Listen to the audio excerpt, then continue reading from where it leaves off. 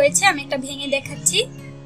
দেখুন উপরটা ক্রিস্পি, ভিতরটা কত সুন্দর জুসি হয়েছে, একদম দোকানে কেনা বিস্কুটের মতন। হ্যালো বন্ধুরা, আসসালামু আলাইকুম। কেমন আছেন আপনারা সবাই? আশা করি সবাই ভালো আছেন। আমি সুমি কুকিং ব্লগসে ফিরে নিয়ে আসলাম আপনাদের জন্য আরও একটি রেসিপিটি হলো চায়ের সাথে মজাদার বিকেলের একটা বিস্কুট আইটেম।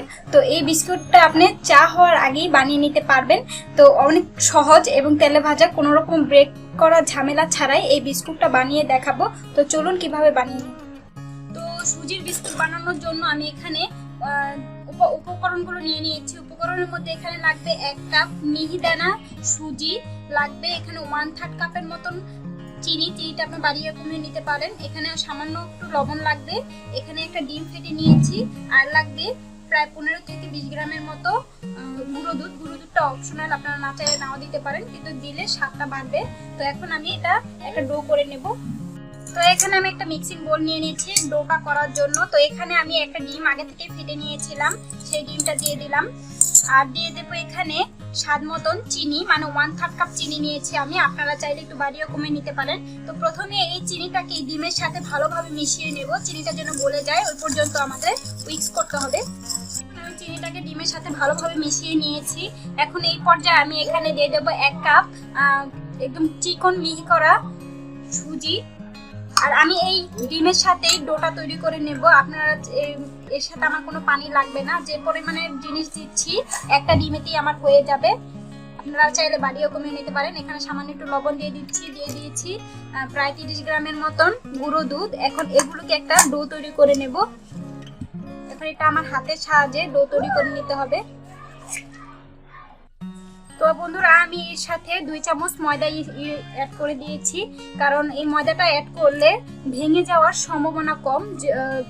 যতই হোক ডিমটা ধরে রাখবে এটাকে, তাও এটা যেন ভেঙে না যায়, এর জন্য 2 চামচ আমি ময়দা দিয়ে দিয়েছি। আপনারা চাইলে কর্নফ্লাওয়ারও দিতে পারেন। এটা দিলে যে কোনো আলু জাতীয় জিনিস, সুজি জাতীয় জিনিস ভেঙে যায় না।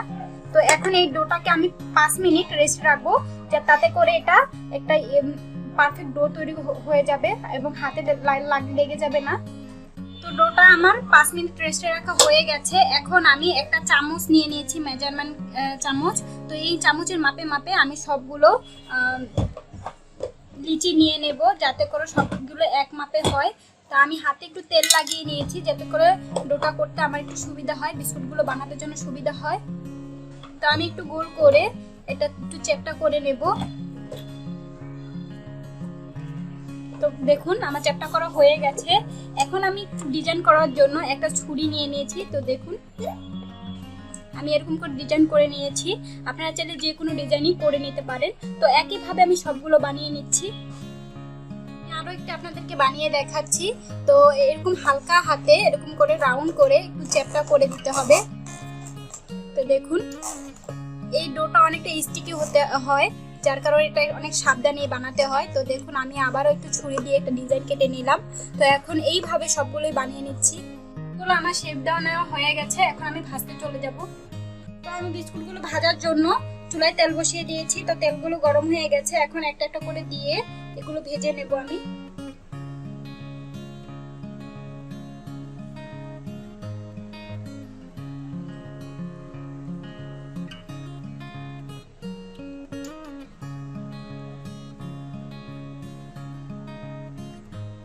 আমি অল্প অল্প করে ভেজে নিচ্ছি। এই তেলটা এই পর্যায়ে যখন আসবে তখনই দিতে হবে। বেশি গরম অবস্থায় দিলে উপরে পুড়ে যাবে, ভিতর দিয়ে ক্রিস্পি হবে না।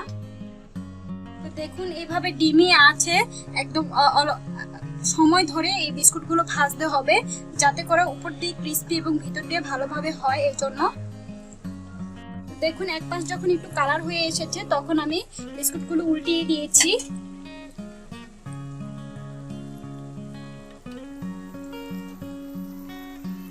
আমি আবার উল্টিয়ে দিয়েছি। তো দেখুন অনেক সুন্দর কালার এসেছে। জাস্ট আর 1 মিনিটের মতন ভেজে আমি এটা চুলা থেকে উঠিয়ে নেব। তো দেখুন বিস্কুটগুলো হয়ে গেছে, এখন আমি চুলা থেকে নামিয়ে নিচ্ছি তেল ঝরিয়ে। তো দেখুন দেখতে কতটা জুসি হয়েছে। বাস, তো হয়ে গেল আমাদের টি টাইম বিস্কুট রেসিপি, চায়ের আগে বিস্কুট বানিয়ে নিতে পারবেন। এটা এতটাই সহজ, বেক করা ঝামেলা ছাড়াই। তো ভিডিওটি যদি ভালো লেগে থাকে অবশ্যই বন্ধুরা আমার চ্যানেলটাকে সাবস্ক্রাইব করবেন, পাশে থাকা বেল আইকনটি ক্লিক করে দেবেন যাতে করে আমি সব ভিডিও দেওয়ার সাথে সাথে আপনারা পেয়ে যান। তো অবশ্যই বন্ধুরা চ্যানেলটাকে একটু লাইক করবেন, কমেন্টস করবেন, সাবস্ক্রাইব করবেন। তো পরবর্তীতে ভিডিও আসা আগ পর্যন্ত ভালো থাকুন, সুস্থ থাকুন, আল্লাহ হাফেজ।